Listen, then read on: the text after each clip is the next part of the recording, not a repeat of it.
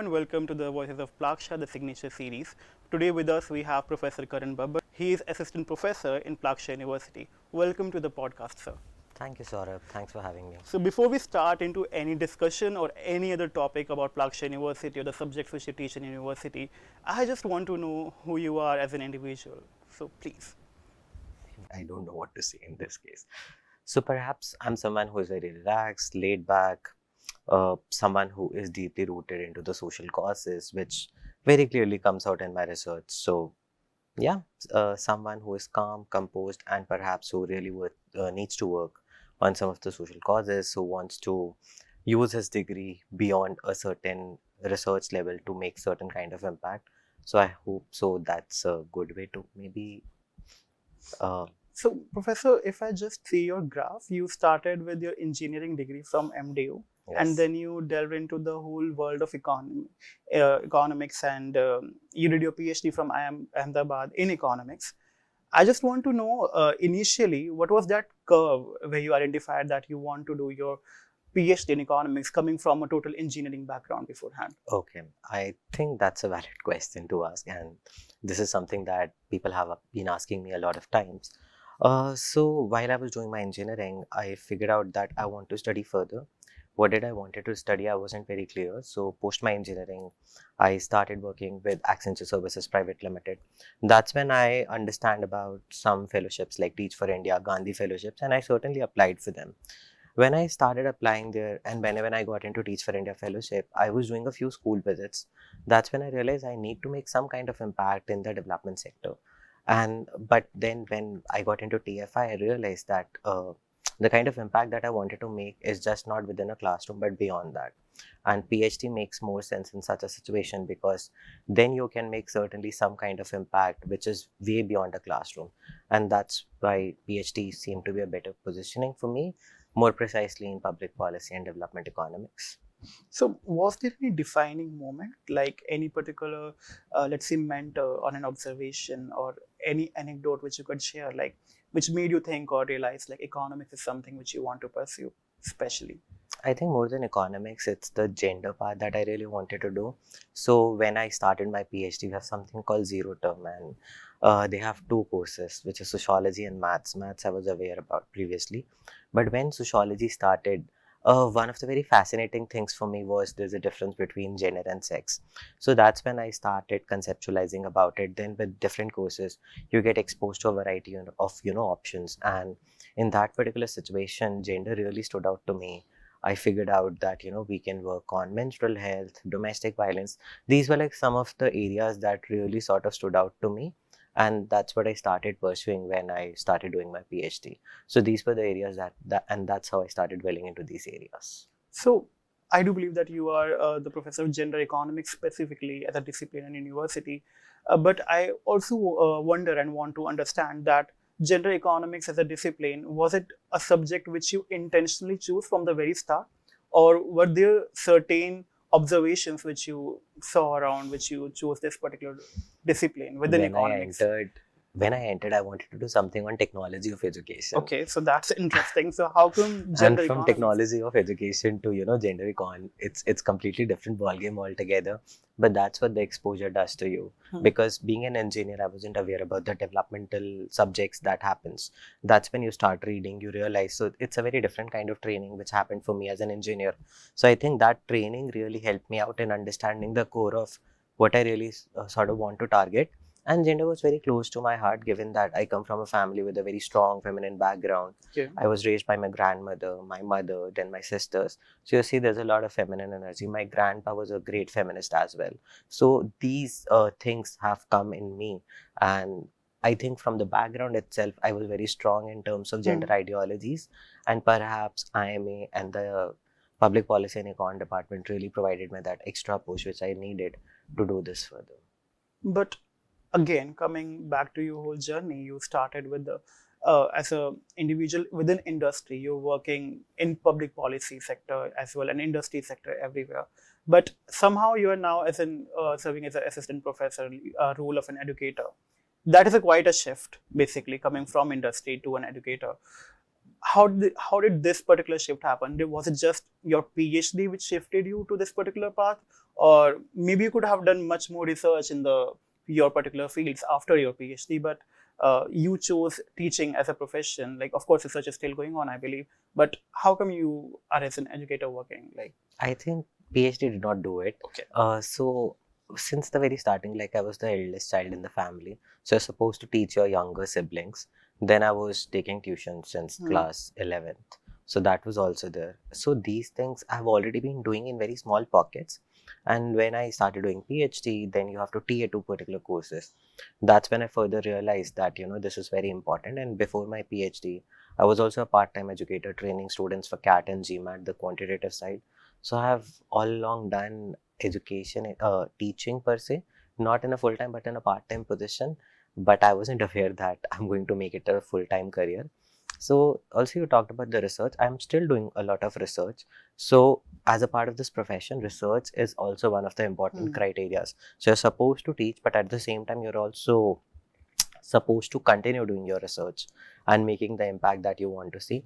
That's why academia, that's why being a professor is one of the best profession perhaps for someone like me who wants to create a balance between his teaching and the research side. So when you entered this field, did you imagine yourself initially working on the core subjects of your research, like domestic violence, menstrual hygiene, and everything? Or is it something again, like, because these topics, when you enter in the field of economics, don't just occur, I believe they don't just occur very naturally to an individual, but because economics is somehow misconceptualized as a very whole subject about numbers and economy of a nation or something like that. But so how come these topics, like topic like domestic violence or menstrual health, came into action in your mind? So actually, this is something that you have been looking around for quite a long time. And then when I was exposed to these kind of topics, that really ignited my interest in the sense what I can really do and what kind of impact can I make from my research. So for example, one of my papers was trying to understand the link between women's relative resources and intimate partner violence. Now, when I talk about relative resources, it's if you're more educated than your husband or if you're earning more than your husband, then what is its impact on intimate partner violence? Now, this is not something very big. This is something that you're looking in your surroundings all around, right? So, do you have an answer what really happens in such situations? So, perhaps the toolkit that I get in my PhD really provided me the nuance to answer these kind of questions that I have been seeing in my surroundings. So I think it was a combination of two that really worked out for me. So is there any still a personal moment or anecdote as a student which you noticed around yourself and you wanted to address that? Because again, these topics, when I see, they sound very sociological, very something which impacts a very large sector of our society as a nation as well. So any particular anecdote or moment which you think you can share? Something. Okay, so in one of my, I think it was my last course. So you have to do a coursework of 2 years. Okay. So in the very last semester, we were sitting, in one of the classes, very randomly, we started discussing about menstrual health. Like there has been no class about menstrual health till date, okay? It's just that it was a discussion that led me to meet a few NGOs and meet a few think tanks who are working in this particular space. I went to them and that's certainly what spiked my interest in this particular area. And now this is like my core area, which I really work on along with domestic violence. So these are like my core areas. But again, the nuances I think starts from that small and simple conversations that you may want to have. So IIMA, in fact, my colleagues who were doing PhD with me in the same year, they really provided me that niche and field, which really helped me out. Okay, I have also faced a lot of backlash being a male working on the menstrual health.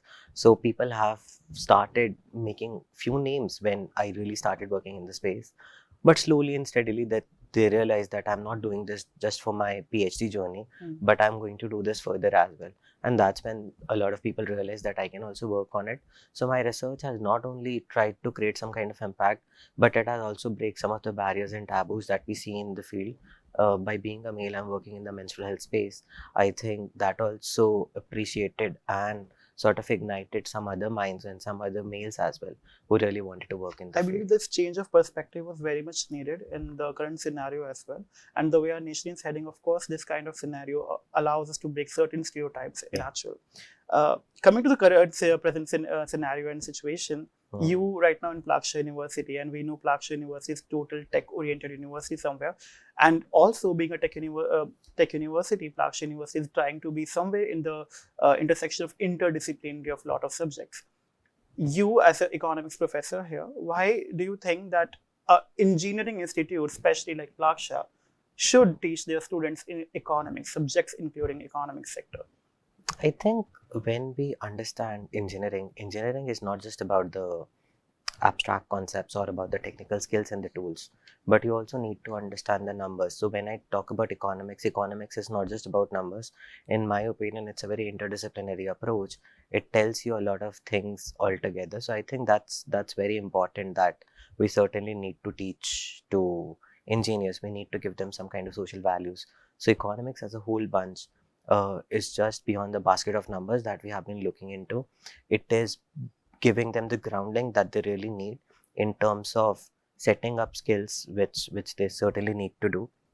Let's take a very small example. Let's say if I want, as an engineer, let's say if I'm working on a certain project, let's say in Adivasi areas. Now the economics grounding will ensure that when you take up such projects, you also understand the sociological boundaries that are there for the Adivasi people as well. And certainly the kind of decisions that you'll be making once you have this kind of grounding will be very much helpful or very much needed. So you are also not only taking care of the technological advancements, but you're also taking care of the societal problems that are there, and perhaps try to bring everything at the intersection and work on a pace which is good for everyone. What is students' approach when they study economics? Like, I think economics is taught in the very first year to students, First semester. and first semester for to the students. And when they come to university, especially to a tech university, and they are studying subjects like physics, chemistry, and maths totally, and then they are totally okay. Here's economics as a subject. I do believe that you must be having certain strategies beforehand to teach them economics basics principle. Yeah. So, what are those certain strategies that you take into accountability? I can talk about one very small example which I do in my class, and I think that would answer the question to a certain extent. So here we don't only teach microeconomics when we talk about introduction to economics. We also teach macroeconomics. So it's a combination of both. So when I teach macro, I try to finish my class in 40-45 minutes. The larger objective of the last 30 minutes is to give them a case study, is to figure out a news article where they can see those concepts that we have discussed in the class and perhaps use those concepts to understand the niche. So not everyone will be taking the DSEB, which is Data Science, Economics and Business area. Not everyone will be taking that. Some of them will be going in different fields altogether. Right. So the larger objective of this course is anyone who takes up this course is at least able to read the newspaper articles, able to understand the basic concepts. So that's the idea, that's the conception that we really started with, and I hope it's working out well. The one of the major subject which you are teaching is gender economics to students, and it is offered as an elective. Yes, to it's students. A 7th-semester elective. Yes, in the 7th semester. Yeah. So I do believe that there's a lot of majority of students who are highly interested to study this particular subject. So when you introduce gender economics to engineering students, many of whom may not even expect initially to study it because, of course, they're engineering students. How do you make them connect with this kind of subject, make them realize how gender economics is way different from the normal notion of economics which they carry? So we use a lot of numbers, so it's not very different. Okay. So I have divided the subject into 3 basic. So first we start with very basic theories on understanding gender and sex, and then what are the basic gender theories. Then I have divided the course into 3 different modules around labor force participation and work, around gender in organizations, and around gender in development. So each module, it's a very hands-on course. So when we talk about labor force participation, we are also expecting them to do a labor force participation survey, time use survey. They analyze these surveys, they figure out problems, and they work on the topics that we have been discussing in the class. So when numbers start speaking the same thing, then it starts making a lot of sense to them. Similarly, in the organizations part, they're supposed to interview 2 women or a trans person and understand what are the challenges that they're facing in their organizations. When we talk about the development part, we do end up discussing data or analyzing data sets on National Family Health Survey, LASI, India Development Health Survey. So these are like India Human Development Survey, sorry. So these are the 3 or 4 data sets that they are being exposed to, and then they can analyze the questions that they're really interested in. So Do when you we talk think, about, I'm really sorry, but I just want to know, do you think that there's a way that engineering students approach this particular subject a little differently than compared to normal economic student? we have data science, economics, and Right. business. So they are being exposed to those subjects, but it's an open elective, so anyone could take it up. So we had people from computer science background, data science, as well as biotech. So these are the different, set of people who have taken up this course, Hmm. and that's the, I think, niche and the great approach of this course, that people from different disciplines can come together and they can certainly debate on a few topics and certainly come to a common consensus with the help of me and with the help of their colleagues. So I think that is precisely what this course wanted to achieve, So and do you very naturally have a lot of debates in your classwork? we do have. So any particular moment where you discovered that particular flair in the class when they had any particular topic of discussion? So we were discussing if we want to bring in gender quota, Okay. what would be a good quota, let's say for CSR numbers, or let's say if you want to have women board of directors. So we had a great discussion, very great debate in the class around the same. Some people mentioned 50%, some people mentioned 5%. So I don't want to get into the nexus of what really happened next, but we had like a really nice debate. I think that's one of the best classes that I had. We had like really great discussion. A lot of your research projects are somewhere revolving around menstrual health, menopause, domestic violence, LGBTQ issues, and they all these topics are somewhere related to each and every field. They are totally interdisciplinary. So how do you bring your economist lens on this particular subject and discuss all the variations and numbers and everything about it? Actually, the way I look at these things, it's very interdisciplinary. Hmm. It's not bound to a certain area or certain lens altogether. And this is what you'll see in my research as well. I'm not only using econometric techniques. I have done some qualitative work. I also use public health lenses, demography lenses, sociology lenses to answer the kind of questions that I want to. So the fields are specific, but the bounds to answer the questions are not specific. So, for example, I was talking about this link between women's relative resources and intimate partner violence. I have used a structural equation modeling model in that particular case to answer the question. But at the same time, let's say if I want to causally understand the link between relative resources and intimate partner violence, I will use econometrics as a technique to answer that question. So, just to summarize everything, I mean, the fields are bound or the fields are fixed, but then beyond that, the way to answer the question could be different. So like I say, I use various techniques, various different ways to answer the set of questions.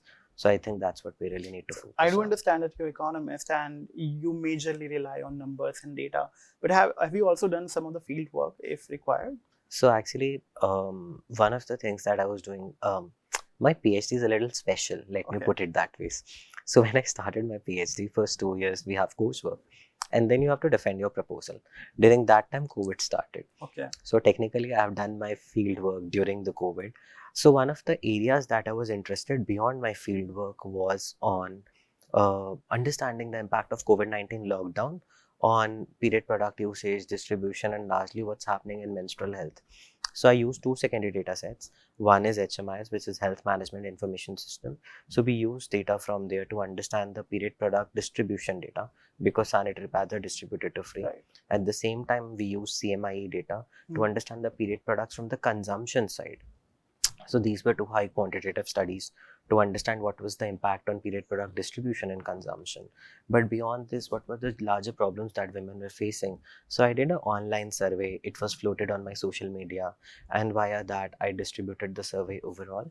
So we were trying to understand what is the impact of COVID-19 lockdown on the menstrual health of the individuals who menstruate during that time.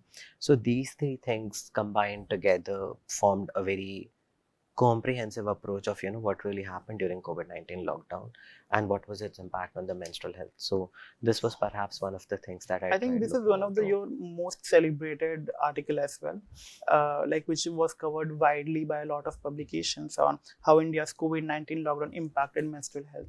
I also want to understand what were some of the most striking findings when you were doing this study or the field study with number, any particular number which you can share. Sure. So I think one of the facts which really came out was period product distribution as well as consumption was hit very hardest in the red zones and orange zones as compared to green zones, which you would Hmm. assume. And the numbers were somewhere around 16%, which is a huge number. So red zones are the ones who generally have, more busier districts, and their period product consumptions were very high. But we reached a certain stage where the consumption saw a decline, and the decline was as high as almost 16% even as compared to green zones. So it was a very, very big dip. And even when we look at the overall products which were distributed from the health perspective, so I have like a very nice graph which shows that syringes, in fact ORS, was being sold, or at least was being distributed during the COVID-19 lockdown, which is something which can be very easily sort of made at home. But there were distribution mechanisms where these things were distributed. When we talk about the sanitary pad distribution, it saw a colossal dip, especially in April and May months of Hmm. the Yeah. lockdown. So I think the women's hygienic products were not given a priority during that particular time. So, given this body of research in which you are working on, what do you think policymakers still misunderstand about the ground realities and issue of India? I think policymakers, when they make such policies, uh, I think they should also have women and trans individuals Hmm. who menstruate, at least in the policy making, so that those concerns, the real concerns, are also addressed when we talk about issues like this. So I think it's good that we bring in the lived experiences of the people who are really experiencing it. That would be very important, and I think policymaker needs to take cognizance of that. Just a random question, but if right now I ask you to highlight any policy intervention which you would like to bring in women's lives, what would it be specifically? So I think government very recently passed the new menstrual health policy, which allows free period product distribution and toilets within the schools. But the menstruation does not stop at the age of 18 years; it goes beyond that. So I think we really need to make some interventions where we give the choice of the period product usage to the women. They can choose from a basket of products. Right now, it's largely linked to sanitary pads and nothing beyond that.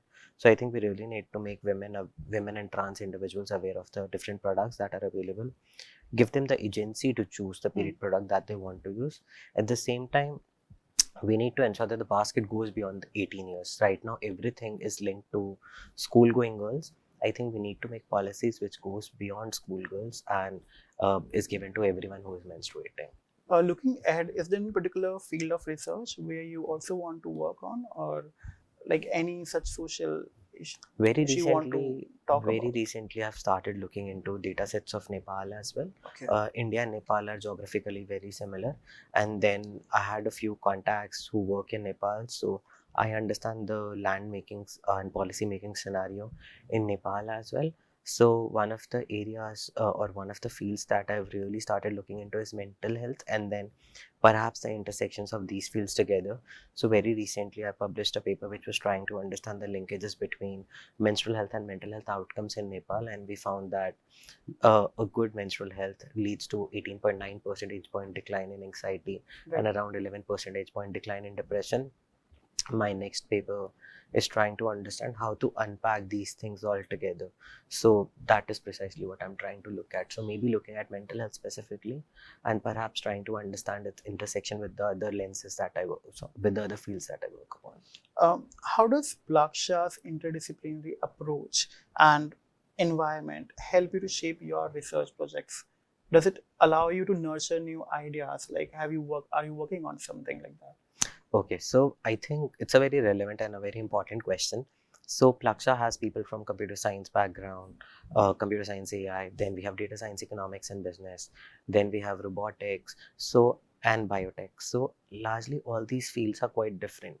But then the synergies that people can bring in together would be very great. So like I work on menstrual health, I am recently collaborating with someone from the CS department, and we are largely trying to understand, when we look at the internet, when we look at YouTube, when we look at Reddit, how people are looking at menstrual health from a lens altogether. I mean, what could be implicated out of it. So I think when you go to internet, you have the power to be anonymous, and Hmm. people can actually bring out their real selves. So going to Reddit, figuring out what are the larger issues, how people are viewing it, has really helped us in understanding the overall nuances and shapes that are happening within the system. Any particular message you want young students from the university to carry out, whether they are engineers who have studied economics or any economist who might be listening to this particular podcast, any particular message they can get from your all studies and research which you have done?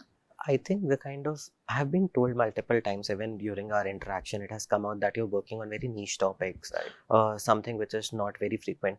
The larger part is, why do they become niche? Because no one is really talking about it. So one of the messages that I keep on giving again and again is just to talk. I think starting to talk about the issues is the best way how you can actually make it very natural. So perhaps let's talk about these issues. I think that's very important, and I hope that this conversation will at least spark such discussions. Thank you so much, Professor Karan Babbar, for this very important and relevant discussion for today's scenario, especially. We will be totally indebted to this particular conversation which we had. And thank you to all the audience who are watching this particular episode. And we'll keep coming with more such episodes to discuss more such conversations here. Thank you very much.